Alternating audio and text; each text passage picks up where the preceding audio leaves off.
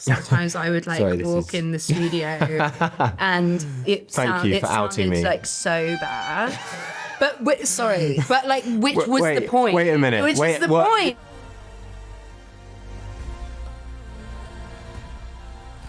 Hey, I'm Charli xcx. And I'm Finn Keane. And we are here to talk about the soundtrack from Wuthering Heights. It was probably the end of 2024. I received an out of the blue text from Emerald, basically just saying, "Hi, I'm making a reimagining of Wuthering Heights. Would you like to do a song for the film?" I was immediately super interested. She sent me the screenplay and I kind of devoured it. I don't know, I just felt I could really immerse myself in the world. And having just made my record Brat, which Finn was also a part of making, we were both sort of craving to kind of swing in a completely different direction. We kind of discussed whether we thought it would be possible to actually just make a whole album. She was kind of really? And we were like, yeah. And that's how it began. We talked a lot about be interesting to use strings, but then we didn't want to make it this super lush orchestral sound that would just feel kind of wrong for the film. The idea was to have sort of strings that were quite rough sounding. So when we were playing with the players, we'd have them play very close to the bridge and create this quite harsh sound. We'd have quite a small ensemble so you could hear the details of all the string players, and it would just sound much more rough and sort of textured. When you were recording strings in LA yourself, sometimes I would walk in the studio and it sounded so bad. But this is when I was playing, but just for context, this is when I was playing the violin. I can't play the violin. I bought this really crappy, cheap violin. And then I'd just be in the booth, and then Charli would walk in and be what the f***? It was perfect because it really kind of gave this sort of nails on a chalkboard kind of feeling. We wanted it to feel sort of harsh and gothic, but also romantic and kind of tortured. And I think those are all elements that Emerald has captured so beautifully within the film. I had been watching the Todd Haynes Velvet Underground documentary, and within that, John Cale speaks about how whenever he was recording strings for the Velvet Underground, it was kind of essential that they be both elegant and brutal. That phrase really stuck with me, and Finn and I were talking about that a lot, and I think that's something that we really wanted to kind of bring into the world of the music that we were creating. We were talking about him anyway a lot, so I think it just made sense when you had the idea of having John do a spoken word thing over this quite dark, eerie track. It just seemed to sort of really fit. The total sort of shot in the dark. I had a few friends who have previously worked with him, but I wasn't really sure, where he was at, what he was working on at that current point in time.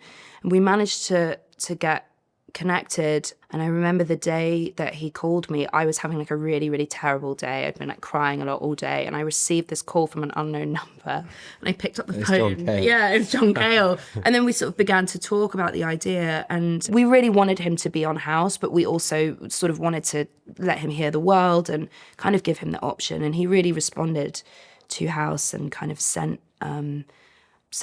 this poem back. When we got the John Cale vocal and we opened it, we both just sort of sat in the studio and we were like, this is mad, but amazing. This is mad, yeah. Incredible. And we kind of couldn't believe that we had it. I mean, he's got such an amazing voice, you know what I mean? It's such a kind of atmospheric kind of sound to his voice, which is fantastic. When he says, "For what?" That's probably one of my favorite things. Yeah, or just when brilliant. He just screams House. Yeah, wow. Yeah. When we started recording this album, we were really in the midst of tour. We were really sort of running around playing shows that sounded completely different to the work that we were making. So the beginnings of the record really came together in these sort of cracks of time. where it was like a few hours here, a few hours there, a day in the studio where you're like exhausted and like went to bed at 6 a.m. Sometimes we just have to start an idea in like maybe, 30, 40 minutes. A lot of like hotel rooms and like random Exactly. studios in different states. Like Totally. Until we kind of got further into the process, we weren't really like locked in one place. It was a very chaotic time, but it kind of all fed into the music.